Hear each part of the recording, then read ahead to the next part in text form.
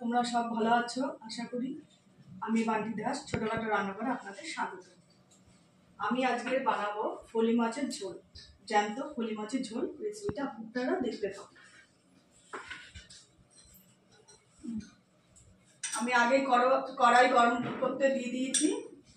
আমি এখন দেব নুন, হলুদ, মাছটার মধ্যে মাখিয়ে নেব।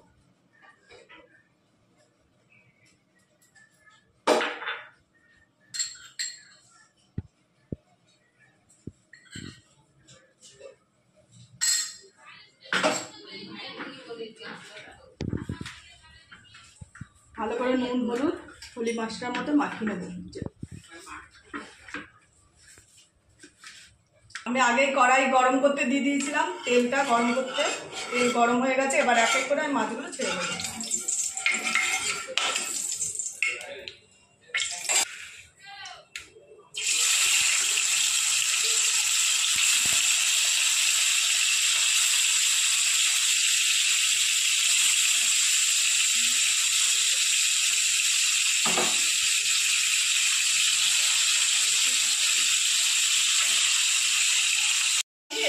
এদিক করে ফুটিয়ে দেবো।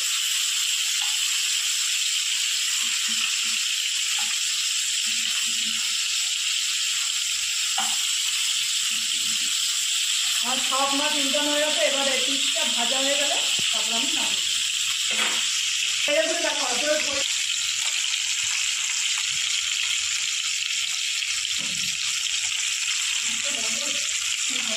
তুলে যাচ্ছি। মাছগুলো ভাজা হয়ে গেছে, এবার এক এক করে তুলে দেবো।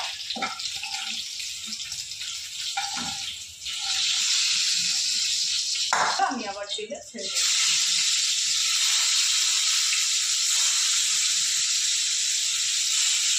মাছগুলো তুলে দেবো।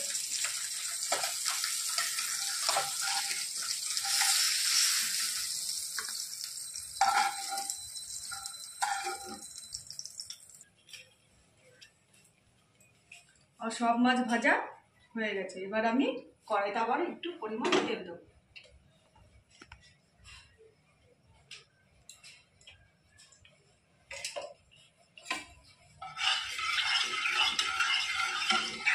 বলে আমি সোমবারে গোটা জিরে, শুকনো লঙ্কা, তেজপাতা দেব। এবার আমি সোমবারে দেব গোটা তেজপাতা দুটো, তারপর দেব শুকনো লঙ্কা, এবার দেব গোটা জিরে।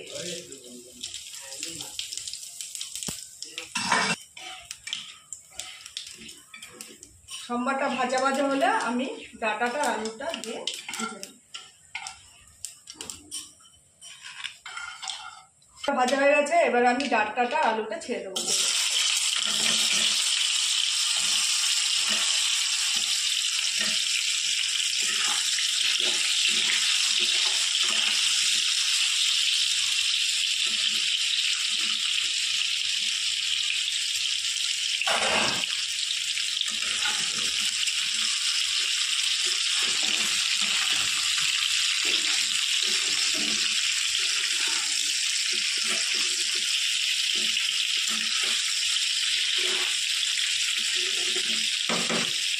এবার আমি পরিমাণ মতো লবণ দিয়ে দেবো।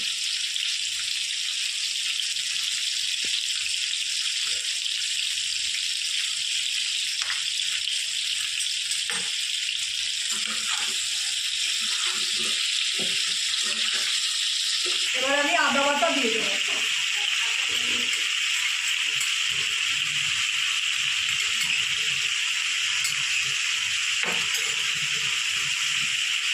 যেহেতু জ্যান্ত মাছের ঝোল, আমি কোনো পেঁয়াজ রসুন ব্যবহার করবো না, আদা জিরে বাটা দিয়ে করবো।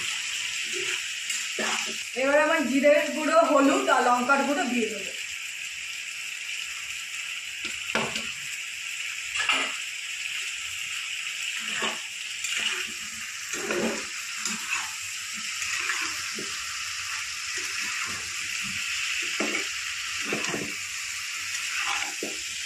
এবার আমি স্বাদের জন্য চিনি দিয়ে দেবো। দিয়ে 10-15 মিনিট কষিয়ে তারপর আমি জল ব্যবহার করব। আমার মশলা কষানো হয়ে গেছে, এবার আমি পরিমাণ মতো জল দিয়ে দেবো। যেহেতু এটা জ্যান্ত মাছের ঝোল, তাই আমি একটু পাতলা ঝোল করব।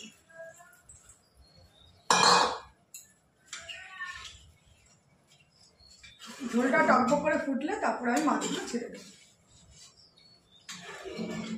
এক করে আমি মাছগুলো ছেড়ে দেবো। ঝোল টকবক করে ফুটছে।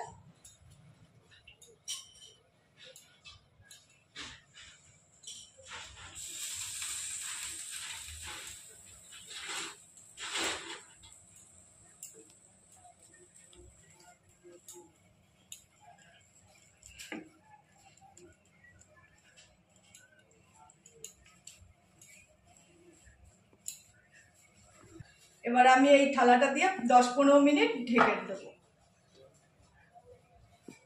দেখে নেবো যে মাছটা হয়ে গেছে। আমার মাছের ঝোল হয়ে এসছে। এবার আমি আলুটা ডাটাটা দেখে নেবো সিদ্ধ হয়েছে কিনা।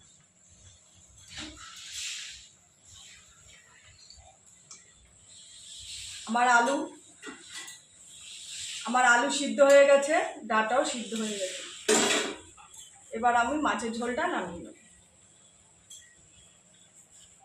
যেহেতু জ্যান্ত মাছের ঝোল, এর জন্য ঝোলটা আমি পাতলাই রাখবো। এই হলো আজকের আমার জ্যান্ত মাছের ঝোল। ফলি মাছ জ্যান্ত মাছে আলু দিয়ে ডাটা দিয়ে আমি জ্যান্ত মাছের ঝোল রেসিপিটি বানিয়েছি। আপনাদের যদি ভালো লেগে থাকে অতি অবশ্যই একটা লাইক করবেন, সাবস্ক্রাইব করবেন, আর কমেন্টে জানাবেন যে ফলি মাছের ঝোলটা কেমন হয়েছে। নমস্কার।